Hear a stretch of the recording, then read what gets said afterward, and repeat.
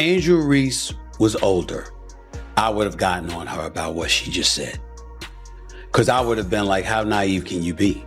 WNBA is absolutely losing its mind over the latest comedy show starring none other than Angel Reese, who just declared she's going to take down Caitlin Clark as if Clark, a living legend, is going to be dethroned by someone who's been busy crying over sideline drama and faking injuries. Oh, and let's not forget her whiny rants about less than ideal salaries. Now Angel's just been round officially delusional. Angel Reese is a wonderful player, but she does not compare to what and who Caitlin Clark is when she's on the basketball floor. Plain and simple. It's honestly laughable. How does she think she has what it takes to surpass Clark, the player who's out there making history every season? The only thing Reese has perfected so far is making a mockery of herself. But hey, maybe she's collecting awards for being pathetic. Sure looks that way before Reese opens her mouth about taking over the WNBA. She might want to check her reputation first. Changing coaches won't make her the highlight. She needs an attitude adjustment first. And look, Angel Reese, there's nothing that she does where you go, did you see her? Angel Reese apparently thinks working with David Alexander, LeBron James's trainer, will magically transform her into the next big thing in women's basketball. Yes, sure, as if training with one of the world's best trainers is going to turn Reese into some kind of superhuman ready to dethrone Caitlin Clark. Please, while Reese is out there doing whatever, perfecting her general movement patterns means Caitlin Clark is busy actually improving her shooting and playmaking. You know, the things that actually matter when you're trying to be the best player on the court. So good luck, Angel, while you're working on whatever that even is. Clark is sharpening the skills that have already left you in the dust. Reese may have had a nice little run at LSU, but thinking she's in Clark's league is like saying I'm about to drop a new album after singing in the shower for 5 minutes. That's delusional, not competitive. Reese might have been the queen of LSU, but Clark, she's the queen of basketball, period. Reese is out here talking about surpassing Clark while Caitlin's already out here redefining the entire game. But sure, Rays, tell me more about how you're going to dethrone a legend when you haven't even gotten your feet wet in the pros. For me and Camilla, this is the most we've ever lost in our life. I only lost 7 games in my last 2 years at LSU. So it's been hard for me. But adjusting and just kind of have that mindset of just moving on has been something I try to give myself a little bit of grace. Now, let's rewind to the 2023 NCAA championship. You remember it, right? Reese desperately trying to steal Clark's shine with that childish taunt, flipping the "you can't see me" gesture right back in Clark's face. Oh, that was a moment, all right, but for all the wrong reasons. While Reese was busy playing WWE with her hand gesture, Clark was out there still the best player on the court, effortlessly outscoring everyone, including Rays. Reese's big move, a lame attempt to make herself relevant by trying to steal the spotlight for a moment that lasted, 5 seconds, while Clark was too busy making history. Reese was just playing for attention. Can't make this stuff up.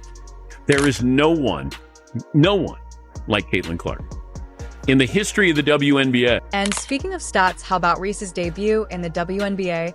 Let's just say it was nothing to write home about. Caitlin Clark comes and lights the league on fire and averages 19.2 points per game, racking up assists like she's been playing in the WNBA for years. Meanwhile, Ray's 13.6 points per game. That's almost 6 less than Clark, in case anyone missed it. Oh, and let's not forget Clark led all rookies and assists with 8.4 per game. What was Ray's doing? Still figuring out how to get a consistent shot off, but hey, she did her best right now. Let's get to the Rookie of the Year award. Clark took that trophy with ease. It wasn't even close. Meanwhile, Ray's, she just got to be a finalist, which sounds like a participation trophy at this point. Clark didn't just win, she came into the league and made it clear that she was ready to dominate. Ray's, she's out here trying to catch up. But they still ask you about Rookie of the Year. Yeah. What is your stance on that? So my whole thing was when I got drafted, number 7. So I'm like, cool. The pressure is not even on me because I'm drafted 7, so the pressure shouldn't be up there. So I'm like, all right, cool. I could just hoop. So I don't know when it started to just break out where I was just in Rookie of the Year conversations. I'm like, all right, cool. It's because you started killing it. Well, yeah. But wait, it gets better. Reese's off-court life has really become a circus. She got a signature shoe deal with Reebok. Wow, how groundbreaking, a shoe deal for someone who hasn't even proven she can consistently perform at the highest level. Sure, Rays, let's celebrate that. Meanwhile, Clark is out here changing the game with every move she makes, and Rays, while she's busy posting her lifestyle on Instagram, it's cute and all, but If you think that's going to help you beat Clark, then good luck. If I were you, I'd start focusing on basketball and not the number of likes you're getting on your posts.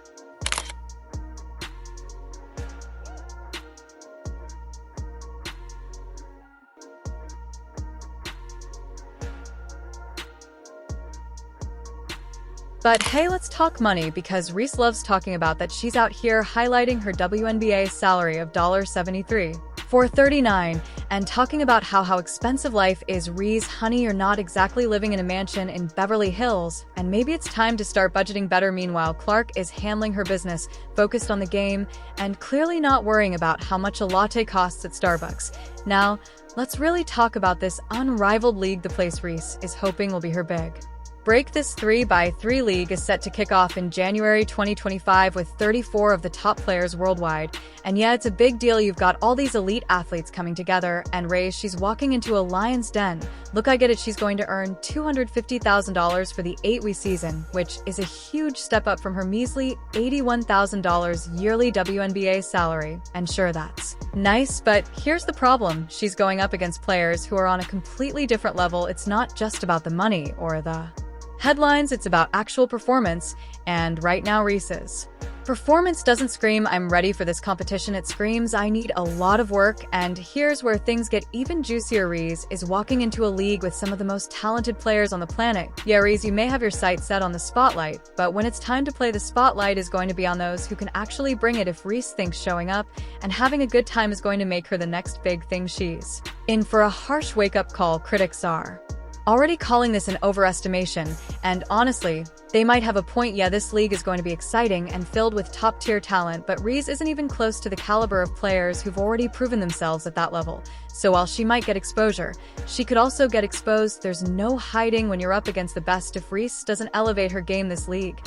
might do one thing: expose how far behind she is from Clark, and maybe even highlight how far she still has to go before she's on the same playing field. So I think it's really just the fans, her fans, the Iowa fans, now the Indiana fans that are like, they ride for her. And I respect that respectfully, but sometimes it's very disrespectful. I think there's a lot of racism when it... And here's the reality check. Reese can talk all she wants about surpassing Clark, but at the end of the day, those are just words. Talk is cheap, and it's definitely not going to get anywhere when it comes to professional basketball. You want to challenge the best, you better have the talent to back it up. Right now, Reese's mouth is doing more work than her game. She's got all these bold claims, but the problem is she doesn't have the skills to turn them into reality. Clark has already proven she's the real deal, and Reese is still stuck in the "I'll get there someday" phase. And let's not ignore the fact that while Reese is training with one of the best in the business, Clark is still out there. They're grinding away, putting in the work that counts. You can't buy your way into being the best. You can't just train with the top trainer and expect to suddenly be able to take down a legend. It takes years of dedication, consistent effort, and most importantly, talent. While Reese is busy getting coached up on her general movement patterns, Clark is making history every time she steps on the court. So when Reese says she's going to dethrone Clark, well, let's just say the only thing she's going to be dethroning as herself from reality. This unrivaled league. Yeah, it's a great opportunity for Reese to get some exposure, but let's be real. It could also be the place where the gap between her and Clark becomes even more painfully obvious. It's easy to talk about taking over when no one's really challenging you, but when you step up against actual elite competition, that's where things get tough. And RE right now is still nowhere near Clark's level. If she doesn't step up her game and stop acting like she's already there, she's going to be a footnote in Clark's journey, not the one to dethrone her.